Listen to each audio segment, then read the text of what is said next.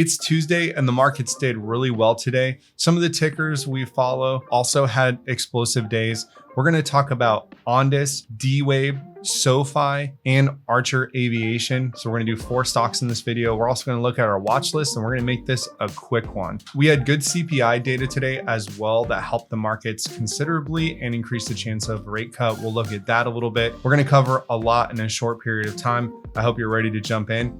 If you like content like this, if you like staying informed about these type of stocks, help other retail investors also stay informed, hit the like button. It helps me out and it helps out other investors. All right, let's jump right in. So as mentioned, the stocks are rallying on higher odds for a Fed rate cut after the CPI report. So the SPY rose by 1%, the Dow Jones by 1.1%, and the Qs by 1.3%. If we take a look at our quantum watch list, D-Wave led the day up 6.5%. A lot of those gains coming later in the trading day. Intel had a nice day. Intel just had that meeting and does have some quantum research going on. ARKit did well, and Quantum Motion, which had been beat down for a little while, saw a little bit of a pop. CLSQ's looking for $3 again. And then INQ puzzling. Don't know what's going on here, but some sell off there. And Skywater also seeing some cooling off after moving up to almost $14 or above $14 a share. So really interesting to see how these stocks move. Just again, what a beautiful day. 1% on the Dow, S&P 1%, Nasdaq 1.3.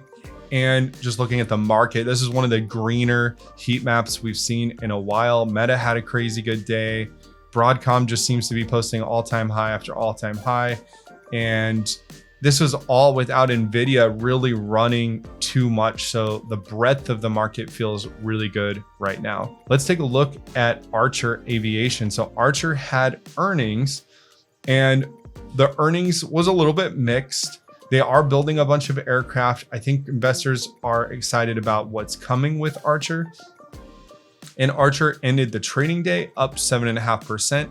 It's holding strong in aftermarket. I just wanted to look at the last 6 months of data. So if I remove my drawings, it's pretty clear here that there's an uptrend with ARKit. And we've also seen what Joby has done in the market, in the EVToL market. So we could have just done a little bit of a bounce off of that rising support, that 9 or so figure that it dropped to after earnings. I'm going to bring back my drawings and show you guys some levels that I'm looking at. So we're going to redraw a couple lines. So I'm bringing in this new line from November 24. So I've just drawn this new line here. I've revised this rising support because I believe that maybe what we just saw was a bounce here. It's hard to say, of course. You do need a crystal ball sometimes. But let's take a look at 4-hour candles. And I really like how this candle is looking and how it just kind of wick touched down there in the 9s. And we're starting to move up again. And if we look at the history of ARKit, ARKit has liked to move explosively when it hits an area of support like 10. So here we've seen it move explosively. We saw it move explosively off of 10 here. And the setup is nice. Could we see another move like this? And when Joby is running, and Joby had another nice day, Joby's holding $18 and kind of up here between 17 and 18.50. When Joby's having a nice day, I just wonder, I don't think these companies are as far apart as their stock price might indicate. ARKit has some catching up to do. I think my calls for Friday are definitely cooked, but I like that these companies are doing well. And I think this is just the beginning for EVToL companies.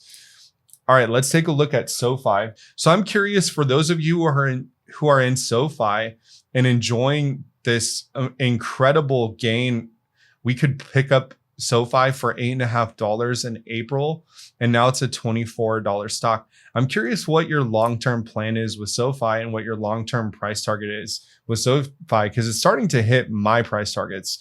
I believe that we are not too far away from all-time high. The wick touch was up here around $28. We also have a 2470 level. We've already wicked above these two guys over here. So I think what is next for SoFi is really potentially a breakout above 2805, and then maybe 2805 becomes resistance in the future. Although SoFi has definitely sold down in the past when risk is off. So keep that in mind with SoFi, that the stock enjoys a market like this, and they have been delivering the goods in earnings, but the stock could always come back down.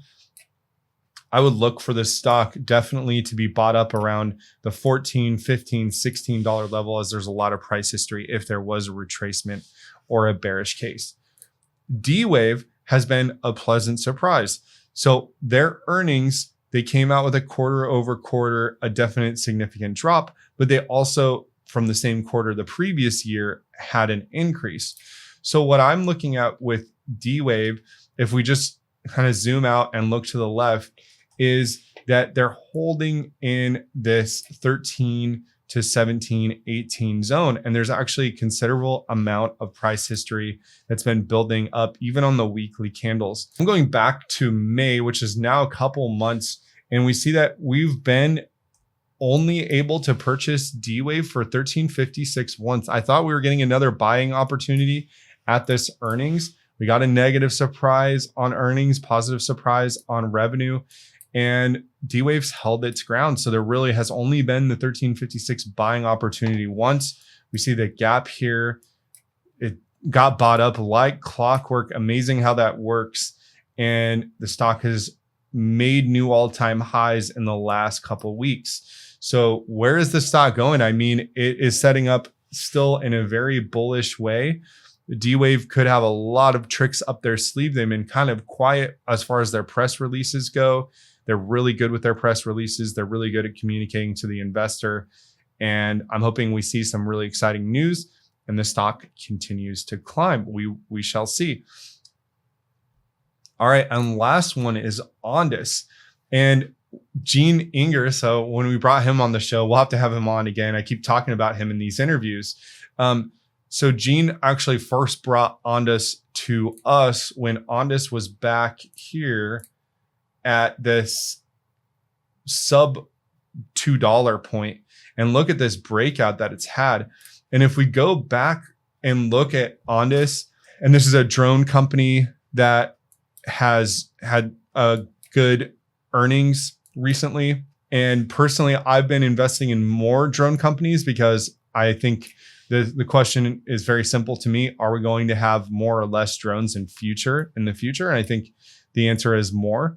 So we have some key levels like 8, 12, and 16 that Ondas could potentially return to. So there's a lot of upside, and the downside, obviously, also, if we retrace back down to even July, that would be an 85% downside. So there's obviously always risk when you enter stocks like this, but they did have a great earnings, and even getting back to 8 would be a 89% gain.